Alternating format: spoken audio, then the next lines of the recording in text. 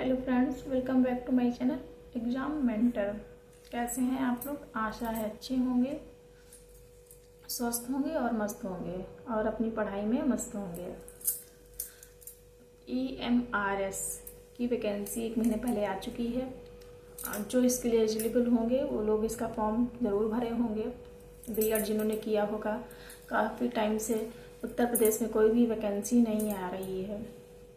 तो मैं भी बीएड की हूँ, तो मुझे भी ऐसा ही लगता है कि कोई भी जॉब लग जाए, बस सरकारी नौकरी लगनी चाहिए।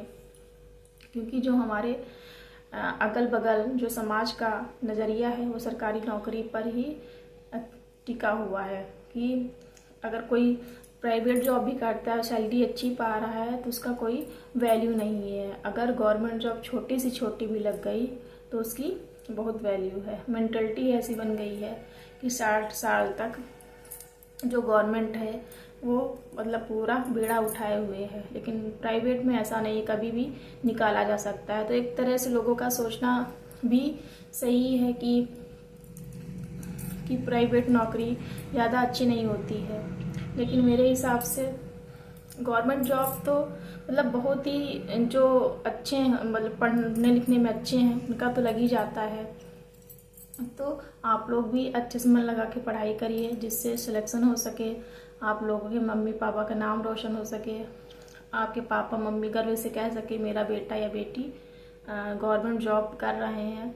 प्राइवेट अगर किसी को बताएंगे भी प्राइवेट में है तो लोग मतलब उस नज़रिए से नहीं देखेंगे, अरे प्राइवेट अच्छा कितना 5-10 हज़ार पाता होगा, इससे ज़्यादा तो नहीं पाता होगा।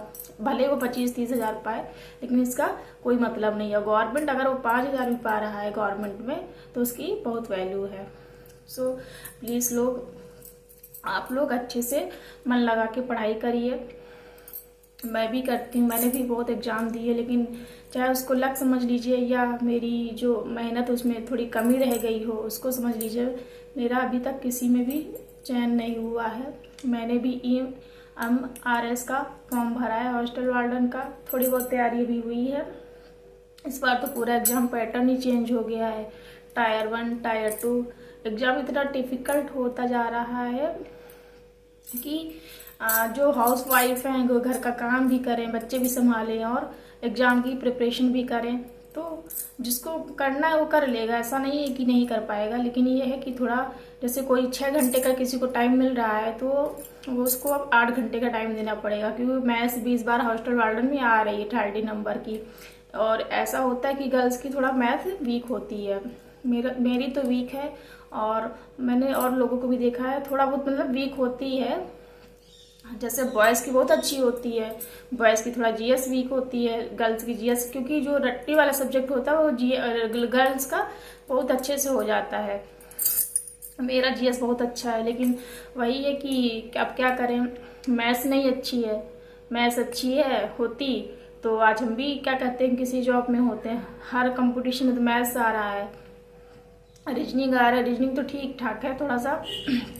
सबसे अच्छी मेरी GS, मैंने समीक्षा अधिकारी का भी फॉर्म भरा था, लेकिन उसमें मेरिट इतनी हाई चली गई कि उसमें भी रह गए हम। हिंदी में मेरे 60 में 58 सही थे, और GS में ठीक थे, लेकिन मेरिट बहुत ज़्यादा हाई चली गई थी, जिससे मेरा उसमें नहीं हो पाया। अब पढ़ने का मन भी थोड़ा नहीं करता है, क्योंकि एक एज हो जाती है तो उसके बाद लगता है कि अब ना ही करो, और जो मन टूट जाता है उससे भी लगता है कि ये पढ़ाई वढ़ाई अब नहीं होगी मुझसे। लेकिन अब यही है कि मेरा अब लास्ट फॉर्म है, मैंने सोच लिया अब लास्ट फॉर्म है, लास्ट अटेम्प्ट मेरा, मैं इसके बाद कोई पेपर नहीं दूंगी। क्योंकि जो एक मेंटलिटी होती है ना कि अब क्या कहते नहीं हो पाएगा मुझसे।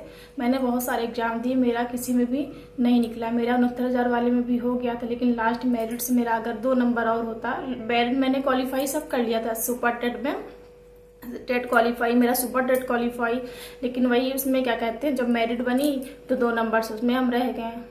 इसको लक ही समझिए, क्योंकि मैंने उसमें मेहनत बहुत की थी, जी तोड़ मेहनत। मैंने रात को रात नहीं समझा था, दिन को दिन नहीं समझा था। तब मेरी शादी भी नहीं हुई थी, तब इतनी रिस्पॉन्सिबिलिटी भी नहीं थी मेरे ऊपर, बस एक ही काम रहता था, खाना और पढ़ना। उस टाइम तो मैं शायद खाना भी भूल गई थी कि मैं खाना भी खाऊं, इतना मेरा पढ़ाई पे मतलब दिन और रात एक किया था मैंने। नंबर भी अच्छे खासे 103 नंबर मेरे सुपर टेट में आए थे, लेकिन अगर 105 मेरे नंबर होते हैं, क्योंकि तब हाई स्कूल, इंटर, ग्रेजुएशन की इतनी मेरिट नहीं बनती थी जितनी अब बच्चों की बन रही है। जो बीटीसी वाले हैं उनका बीटीसी में 80%, 90%, किसी किसी के तो 95%, और बीएड वालों को इतना नहीं आता था। और वही चीज़ हाई स्कूल, इंटर, ग्रेजुएशन में तो मेरा मेरिट की वजह से उसमें रुक गया था। फिर मैंने कहा छोड़ो, हो सकता है भगवान ने इससे कुछ अच्छा लिखा हो मेरी किस्मत में। लेकिन अब क्या कहें, छोटी से छोटी अगर मुझे नौकरी लग जाती है तो मैं भगवान का बहुत धन्यवाद दूंगी। मैं यही कहना चाहूँगी आप लोगों से, आप लोग अच्छे से मन लगा के पढ़ाई करिए, जिससे आप लोगों का सिलेक्शन हो सके, आपके मम्मी पापा का नाम रोशन हो सके। Thank you.